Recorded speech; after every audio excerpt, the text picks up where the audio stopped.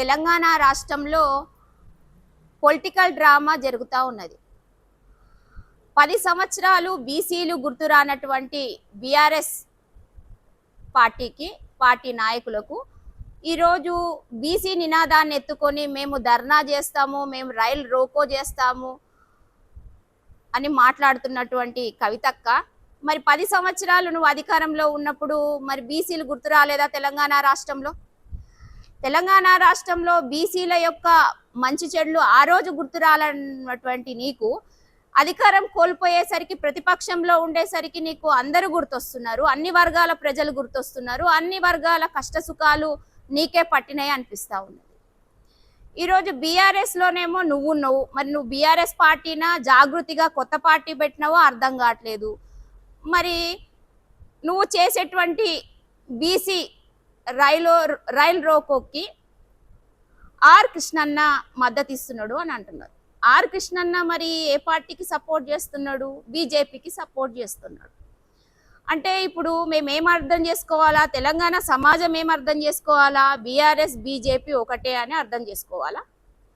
తేటతెల్లం అవుతా ఉన్నది, ఇటు బీఆర్ఎస్ బీజేపీ ఒకటే అని, ఒకే తాను ముక్కలు అని. అంటే మళ్ళీ తెలంగాణ ప్రజలు అమాయకులు కాబట్టి ఇప్పుడు బీఆర్ఎస్ బీజేపీ మీద రైలు రోకో చేస్తుంది. ఎంత హాస్యాస్పదంగా ఉన్నది! ఎవరి చెవులలో పూలు పెడతా ఉన్నారు మీరు? 42% బీసీ రిజర్వేషన్ ప్రకటించినటువంటి కాంగ్రెస్ ప్రభుత్వము దేశంలోనే మొట్టమొదటిసారిగా 42% బీసీ రిజర్వేషన్ని తెర మీదకి తీసుకొచ్చి దేశంలో అన్ని రాష్ట్రాల ప్రజలు కూడా తెలంగాణ రాష్ట్రం వైపు చూస్తున్నాయి, గర్వకారణంగా చూస్తూ ఉన్నాయి. దేశానికే గర్వకారణంగా నిలిచినటువంటి కాంగ్రెస్ ప్రభుత్వము ఎవరితో చెప్పించుకునే స్థితిలో లేదు. ఆల్రెడీ కేంద్ర మంత్రులతోని బీసీ రిజర్వేషన్ గురించి మాట్లాడుతున్నాము. ఎక్కడి దాకైనా సరే 42% బీసీ రిజర్వేషన్ అమల్లోకి రావాలి అని కేంద్రంతో పోరాడుతున్నాం. మాతో కలిసి వచ్చే పార్టీలను మేము కలుపుకుంటామని ఆల్రెడీ చెప్తున్నాము.